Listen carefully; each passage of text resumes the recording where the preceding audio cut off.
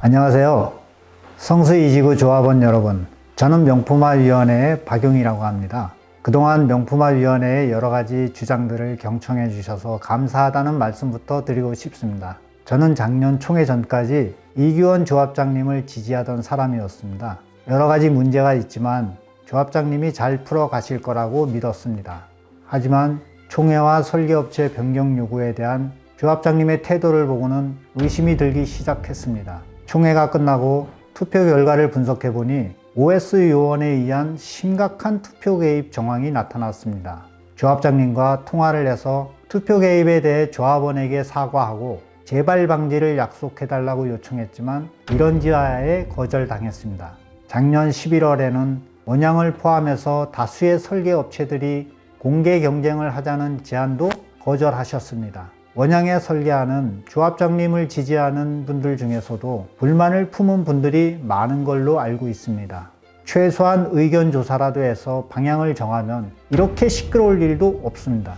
조합장님은 올해 총회에서도 아파트 높이를 다시 묻는 안건을 제출하려고 합니다. 이미 서울시가 건물 높이를 250m로 결정해 줬는데도 본인이 원하는 49층으로 결정될 때까지는 계속 조합원에게 물어보려고 하나 봅니다. 층수는 이렇게 집요하게 물어보면서 설계업체 변경에 대해서는 왜 물어보지 않을까요? 도대체 뭐에 발목이 잡혀서 원양을 고집할까요? 3지구, 4지구 조합원들은 비용이 추가되는 줄 몰라서 설계업체를 변경할까요? 그들이 시공사에게 대안 설계를 맡길 줄 몰라서 설계업체 변경을 할까요? 시공사가 제가 이런 식으로 명품 아파트를 만들겠습니다 라고 제안을 하면 원양이 그 제안 내용을 설계해야 합니다.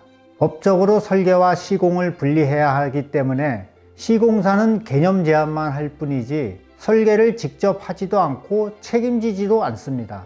그러면 과연 54의 원양이 시공사가 제안한 명품 설계를 잘 할 수 있을까요? 현 조합장님의 가장 큰 문제점은 무능보다 조합원과 소통하지 않는다는 점입니다. 두 번째 문제점은 책임지지 않는다는 점입니다.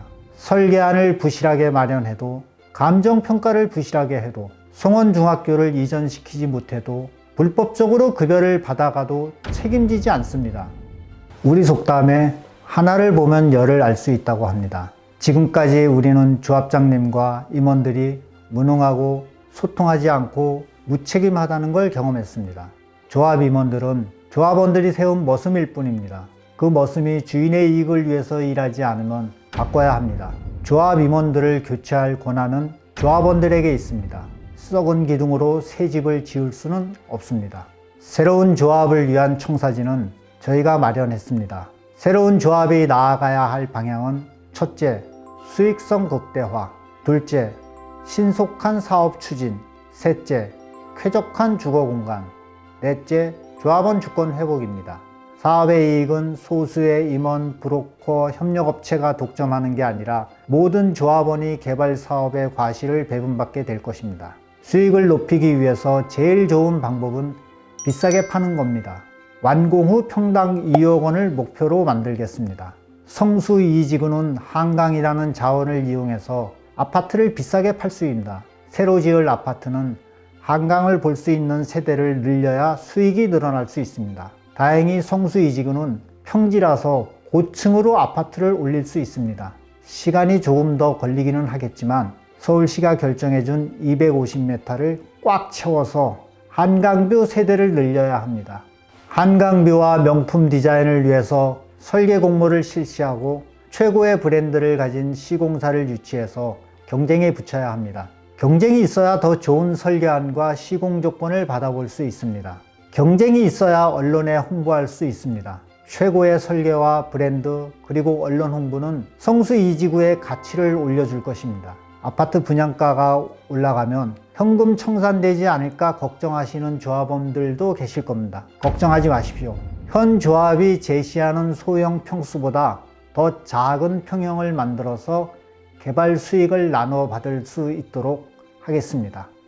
수익 극대화 두 번째 방법은 많이 팔기입니다.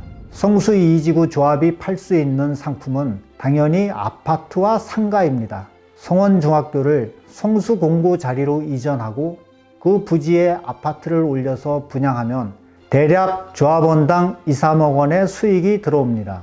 그만큼 분담금에 대한 걱정이 사라질 수 있습니다. 하지만 현실적으로 송원중학교 이전은 쉽지 않습니다. 최소한 작년 서울시 교육감 선거가 진행되던 시점에 조합이 나섰어야 합니다. 그래도 우리에겐 아직 시간이 남아 있습니다. 결정고시가 나기 전까지만이라도 교육청과 협의를 해보려고 합니다. 쉽게 포기하기엔 너무나 수익이 크기 때문입니다.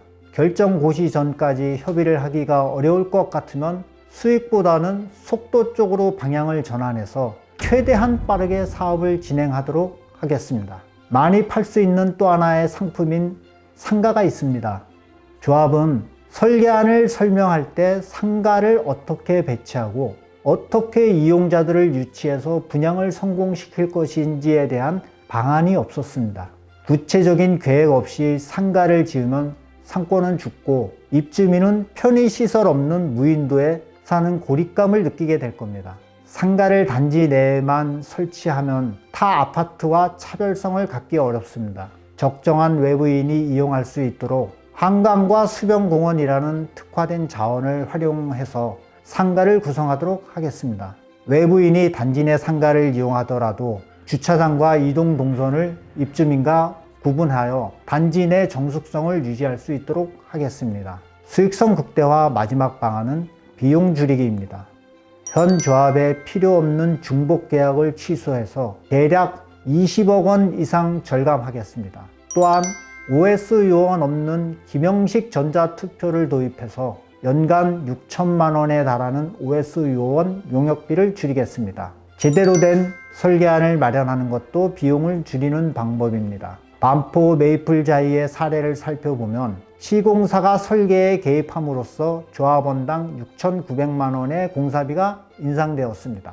설계안을 제대로 준비하면 이런 비용 지출을 최소화할 수 있습니다. 게다가 현 조합처럼 아직 정비계획과 설계안도 정해지지 않았는데 시공사 선정부터 서두른다는 건 공사비 인상을 감수하겠다는 말과 다름없습니다. 시공사와 계약하고 바로 공사에 착수하지 않으면 시공사는 물가 상승을 핑계로 공사비 인상을 요구합니다. 살던 집까지 철거해버리고 난 후에는 시공사의 요구를 안 들어줄 방법이 없습니다.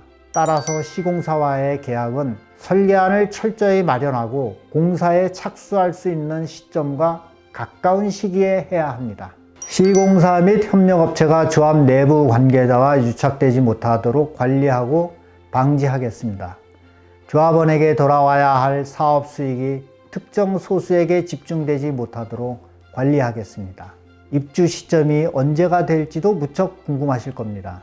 향후 남은 사업 단계들을 철저히 준비하여 정비계획 변경 고시가 난 후 7년 7개월 안에 입주하도록 하겠습니다. 7년 7개월 안에 입주하기 위해서는 설계안부터 잘 준비되어야 합니다. 설계안이 중간에 변경되고 그로 인해 공사비 줄다리기가 시작되면 사업은 기약 없이 늘어지고 비용도 천문학적으로 증가하게 됩니다. 정비계약안이 고시되기 전부터 내부적으로 설계안을 잘 준비해서 7년 7개월 내에 새 아파트에 들어가 사실 수 있도록 해드리겠습니다. 다만 교육청과 협의가 잘 된다면 송원중학교 이전으로 기간이 1년 정도 늘어날 수도 있습니다. 1년 더 기다려서 3억 원을 버실 수 있다면 양해해 주실 것이라 믿습니다. 수익성과 속도도 중요하지만 가장 중요한 건 집을 집답게 만드는 작업일 겁니다. 상품으로서의 집보다도 집의 본질인 주거 공간으로서의 쾌적함, 안락함은 어떤 가치보다 중요합니다. 이런 본질이 부실하면 실제 주거하시려는 분들의 선택을 받지 못해서 가치를 인정받지 못하게 될 겁니다. 명품화위원회가 구상하는 새로운 아파트의 건설 방향은 5가지입니다. 첫째, 100년을 사용할 수 있는 튼튼한 아파트입니다. 성수 2지구는 용적률을 300%에 근접하게 받았기 때문에 더 이상 재건축을 고려할 수 없습니다. 이제는 튼튼하게 지어서 오래 사용할 생각을 해야 합니다. 그러기 위해선 튼튼하게 설계하고 꼼꼼하게 감리해야 합니다. 두 번째, 관리가 용이한 아파트입니다. 오래 사용해야 하기 때문에 고정 설비들을 관리하기가 쉬워야 합니다. 특히 배관은 아파트 노후화를 앞당기는 설비이므로 바닥이 아닌 벽 쪽으로 설치해서 수리와 교체를 쉽게 만들겠습니다. 가변형 벽체를 도입해서 시대에 따라서 또는 이용자의 필요에 따라서 지방 공간을 자유롭게 배치할 수 있도록 하겠습니다. 세 번째, 미래지향적인 아파트를 만들겠습니다. 에너지 절감을 위해서 신재생 에너지 시스템을 도입하겠습니다. 단지 내 상가에서 집까지 직접 배송하는 로봇 배송 시스템을 만들겠습니다. 네 번째, 성수동과 한강을 상징하는 아파트를 디자인해서 한강변 랜드마크를 만들겠습니다. 다섯 번째, 입주민의 품위를 상징하는 실용적인 커뮤니티 시설을 만들겠습니다. 커뮤니티 시설을 확장하기 위해서 지하층을 추가로 마련하겠습니다. 지하층은 용적률에 포함되지 않으므로 조합이 결정하면 얼마든지 가능합니다. 지하층을 추가로 마련해서 세대당 주차 공간을 현재의 1.3대에서 3대로 늘리겠습니다. 또한 지상층에는 넓은 광장 대신 정원과 숲을 조성하여 한강을 보지 못하는 세대들은 정원과 숲 풍경을 볼 수 있게 하겠습니다. 커뮤니티 시설은 공공성과 편의성 그리고 지속 가능성이라는 원칙으로 판단하여 구성하겠습니다. 입주민들에게 만족감을 주고 관리비를 아끼기 위해서는 이런 원칙이 꼭 필요합니다. 명품화위원회가 제시하는 마지막 방향성은 그동안 철저하게 무시되어 온 조합원 주권을 회복하는 일입니다. 우리는 그동안 조합이 감정평가를 법적인 절차를 밟지 않고 해도 현금 청산 비율을 15%로 높게 잡아도 OS 요원을 동원해서 투표 결과를 왜곡해도 조합이 이끄는 대로 끌려왔습니다. 내 집을 투자하고도 집주인으로서의 권한을 무시당해 왔습니다. 명품화위원회는 필요하다면 감정평가 업체를 교체하고 법적인 절차를 준수하면서 감정평가를 하겠습니다. 현금 청산 비율을 타 사업장과 동일하게 5%로 낮추어 작은 집과 상가를 가진 조합원들이 성수 2지구 사업의 성과물을 나눠받을 수 있도록 하겠습니다. 또한 OS 요원 없는 김형식 전자투표를 도입해서 투표에서 조합원의 뜻이 왜곡되는 일을 원천적으로 차단하겠습니다. 이런 일들은 사실 이사회와 대의원회가 제 역할을 다했다면 발생하지 않았을 일입니다. 지금까지는 대의원분들이 회의에 참석하고 싶어도 조합이 평일 낮에 회의 시간을 잡아서 참석하지 못했고 그래서 제대로 심의도 이루어지지 못했습니다. 명품화위원회는 이사회와 대의원의 회의 시간을 구성원들이 참여하기 쉬운 저녁 시간에 개최해서 제대로 된 심의가 이루어지도록 하겠습니다. 회의 자료도 최소한 일주일 전에 보내드리고 대의원 전용 단체 카톡방을 개설해서 충분히 자료 검토가 이루어지고 토론이 된 후에 심의할 수 있도록 하겠습니다. 현 조합장은 도시정비법이 규정한 대로 3개월마다 한 번씩 소식지를 우편으로 보내서 업무 보고를 합니다. 그나마도 돈 달라는 얘기가 절반입니다. 저희는 매주마다 소식지 또는 우편물, SNS를 통해서 주간 업무 보고를 드리겠습니다. 이렇게 해드려도 마음에 들지 않으시면 조합장과 임원들을 해임할 수 있는 기회를 드리겠습니다. 현 조합처럼 경쟁을 하지 않고 연임 처리를 안 하겠습니다. 선거관리위원회를 구성해서 3년마다 조합원 여러분께 제 신임의 뜻을 묻겠습니다. 우리는 모두 성수 2지구 조합이라는 배를 타고 가는 사람들입니다. 지금의 선장은 내비게이션도 읽을 줄 모르고 책임도 지지 않는 분입니다.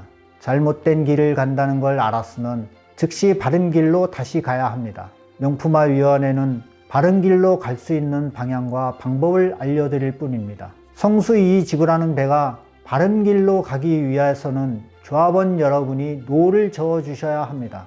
명품화위원회는 지금까지 설명드린 정책과 조합 임원 해임에 대해 조합원 여러분과 토론의 자리를 가지려고 합니다.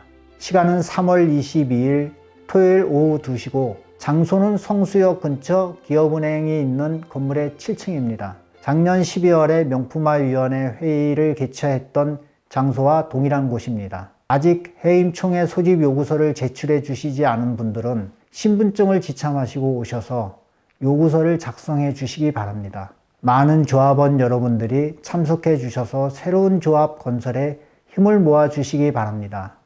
감사합니다.